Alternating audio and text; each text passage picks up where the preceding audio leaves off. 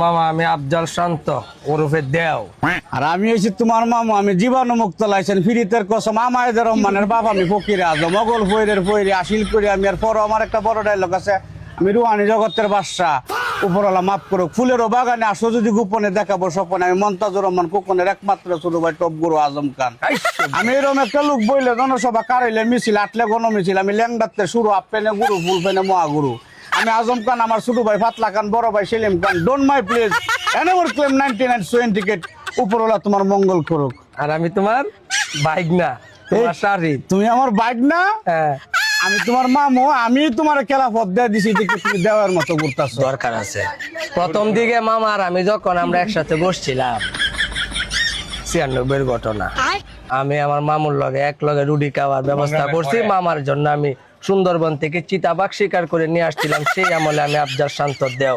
গালের দাগটা দেখে অবশ্যই বুঝতে পাও আমার সাইন সিমটম, আমি কি দিতে বেড়া আসলাম। আর উনি যে বায়োডেটাটা বলছে বুঝতে হইব, গুরু যদি অত গরম থাকে তার শিষ্য কেমন। মামা বাইকনা যেখানে আপদ নাই সেখানে, মামা বাইকনা দুনিয়ায় দই হয়েছে অনেক বড় বড় ফিরমা সাহেব আছে দুনিয়ায়। হ্যাঁ মামা বাইকনা তাণ্ডব চলে। মামা কি বলো? মামা বাইক না যেখানে আপদ নাই সেখানে, বিপদ নাই সেখানে, উমালি চলুক।